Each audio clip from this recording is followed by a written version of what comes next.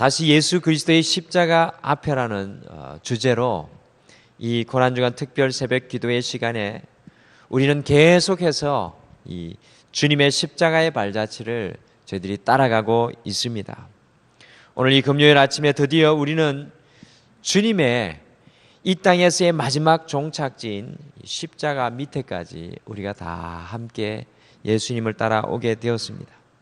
인간의 몸을 입으시고 우리와 똑같은 이 성정으로 이 땅에 이 33년의 삶을 살아내셨던 예수님의 마지막 종착지는 영광을 받으시는 자리, 승리를 축하하는 자리, 기쁨을 나누는 자리가 아니었습니다.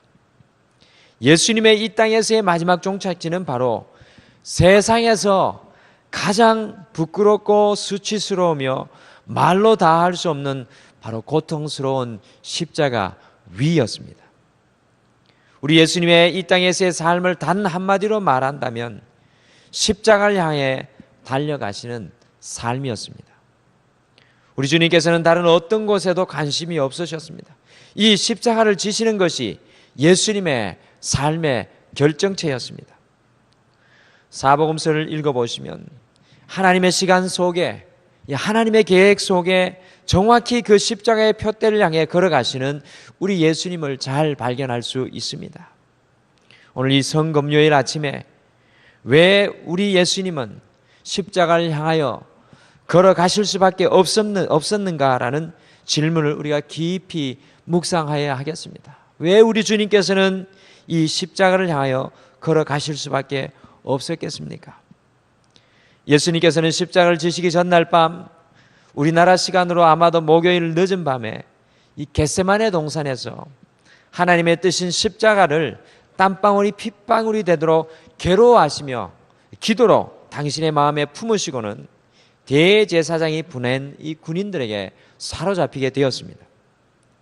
십자가를 지시기 전날 밤 예수님은 한숨도 주무시지 못하고 대제사장 가야바의 집으로, 그리고 사내들인 공회의 신문장으로, 빌라도의 법정으로, 헤롯의 궁전으로 이리저리 끌려다니시며 신문을 받으시고 이 쇠구슬과 유리조각과 쇠조각들이 끝에 매달려 있는 이 살인적인 채찍으로 맞으셔서 예수님의 등은 살점이 다 떨어져 나가 뼈까지 돌출되는 이 고통을 당하셨고 이미 엄청난 양의 출혈을 경험하셨습니다.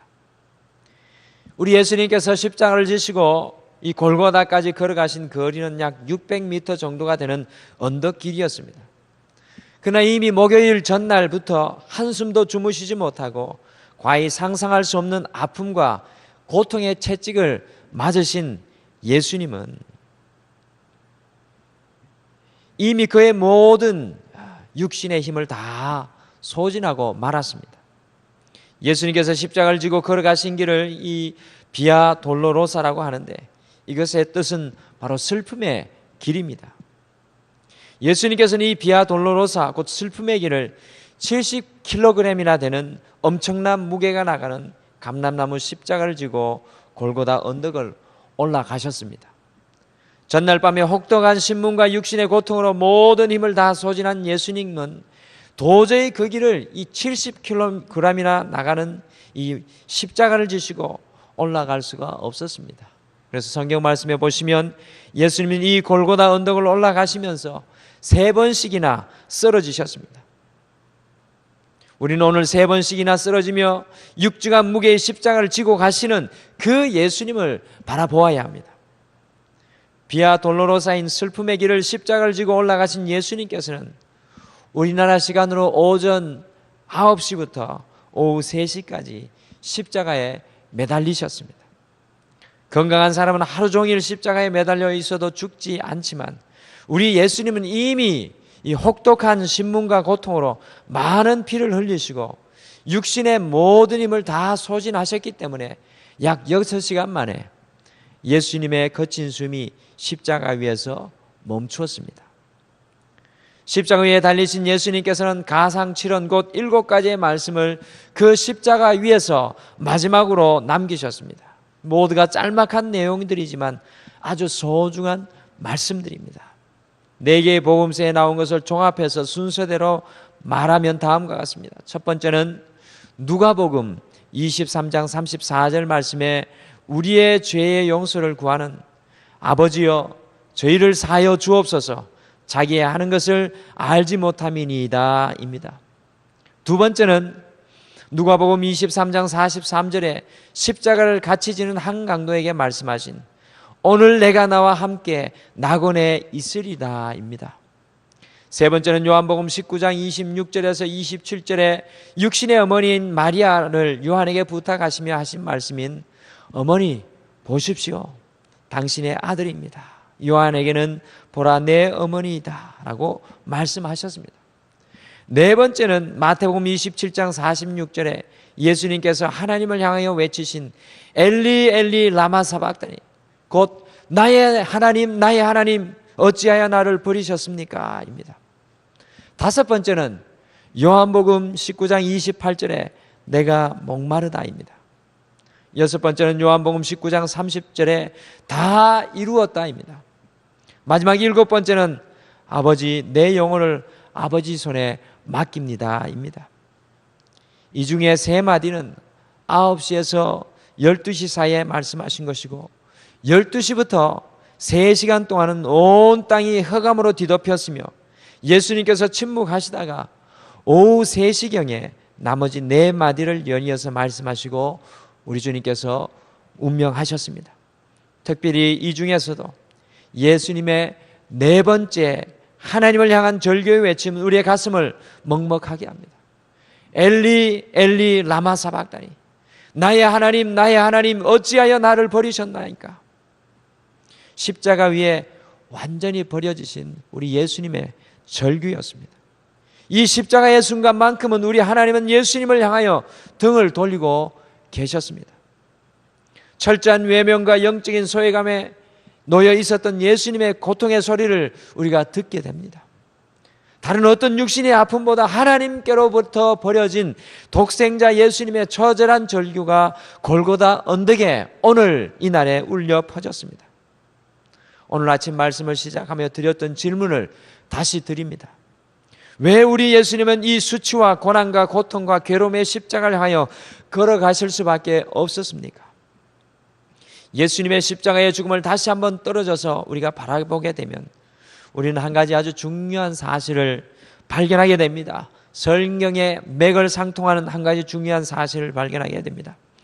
우리 예수님께서 십자가에 못 박혀 돌아가신 이 섬금요일은 바로 유월절 전날, 유월절 어린 양을 잡는 날이었습니다. 구약시대는 이렇게 양을 잡아서 제사를 드렸습니다. 피 흘림이 없이는 죄사함이 없기 때문에 짐승의 피를 흘려서 죄사함을 받았습니다. 사랑하는 성도 여러분, 예수님의 십자가의 죽음은 철저히 율법의 절차에 의한 죽음이었습니다. 예수님께서 누구의 손에 잡히십니까? 바로 대제사장의 손에 잡히십니다. 그 대제사장들에 의해서 예수님께서 십자가에 피 흘려 죽으실 것이 결정되었습니다. 요한복음 18장 24절에 의하면 대제사장 안나스와 가야바에 의해서 예수님께서 십자가형을 받으시게 될 것이라는 이 결정이 내려졌습니다. 구약시대에 속죄제물로 쓰일 어린 양은 반드시 대제사장의 손에 의해서 유월절에 죽임을 당해야 죄를 속할 수가 있었습니다.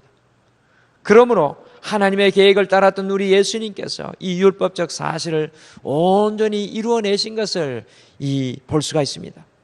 히브리서 10장 4절 말씀에 그러나 이 제사들에는 해마다 죄를 기억하는 것이 있나니 이는 황소와 염소의 피가 능히 죄를 없이 하지 못함이라고 말씀합니다. 곧 짐승의 피로는 사람의 죄를 영원히 속죄할 수 없다고 성경은 말씀합니다. 그러기에 유월절 어린 양을 잡는 날에 예수님께서 어린 양을 대신의 제물이 되심으로 모든 인류의 죄를 대속하기 위해 십자가에 못 박히셨습니다.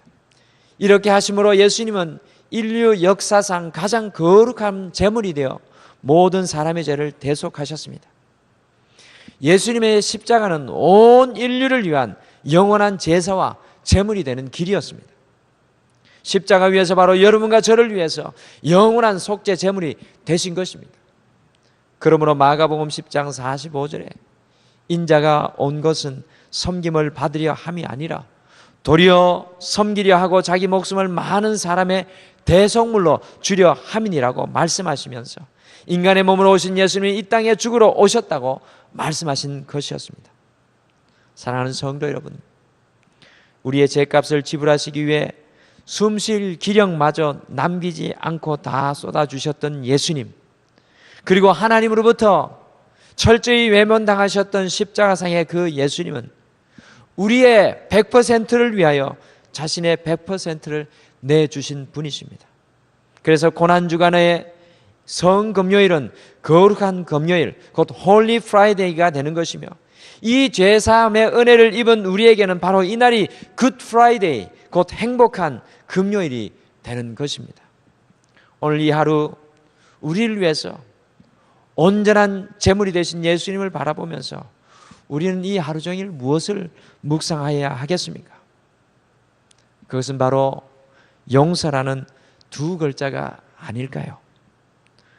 오늘 구약의 율법의 요구를 온전히 다 이루시며 하나님을 향하여 등을 돌리며 반역한 우리에게 예수님께서는 십자가의 죽음으로 용서의 선물을 온 인류에게 주셨습니다. 온 교회의 맨 꼭대기에 매달려 있는 십자가의 가장 큰 의미는 바로 용서입니다. 그러기에 이 교회로 달려나오는 것에 감격이 있고 기쁨이 있는 것입니다. 주님의 십자가 상에서 하나님과 원수된 우리를 향하여서 두 팔 벌려서 용서의 복음을 선포하시며 당신의 품으로 온 인류가 달려나오기를 소원하시는 것입니다.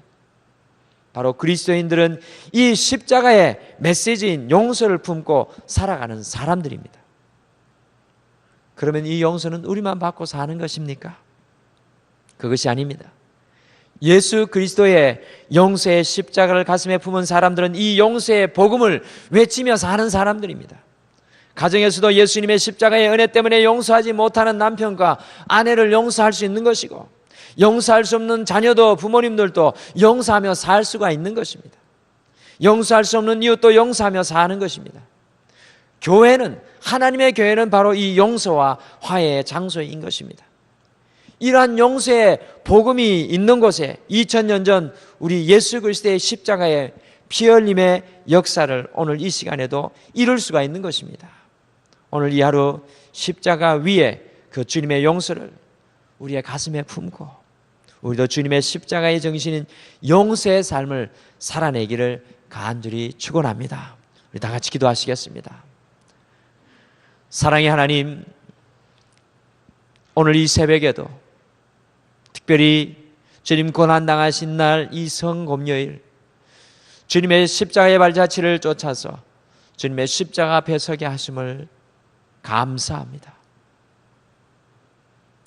주님이 십자가에 고난당하신 그것을 오늘 이 하루 묵상할 때 주님의 십자가에서 우리를 향하여 흘러나오는 주님의 용서의 복음이 우리의 마음을 새롭게 적시게 도와주시옵소서. 그래서 하나님의 은혜에서 멀어졌던 우리의 마음과 가슴이 주님의 그 용서로 다시금 뜨거워지게 주님 저희들을 축복하여 주시옵소서. 주님의 용서의 복음이 우리 안에 충만하여서 우리의 모든 삶의 현장 속에서도 우리도 그리스도 예수 그리스도처럼 두 팔 벌려 십자가에 못 박혀 죽으며 우리도 우리 자신을 깨뜨리며 많은 사람들을 품고 살아가는 용서의 사람이 될 수 있도록 축복하시고 그 용서의 복음 또한 우리가 흘러나갈 수 있도록 주님, 우리가 용서의 복음의 그 채널이 될 수 있도록 축복하여 주시옵소서. 하나님, 오늘 이 하루 이 거룩한 성금요일 주님의 십자가 앞에 살아가는 모든 성도들 축복하여 주시고 오늘 이 하루 주님의 은혜에 젖어 살며 주님의 그 용서의 복음으로 담대히 살아가는 성도님들 되게 하여 주실 줄 믿고 예수님의 이름으로 기도드립니다. 아멘.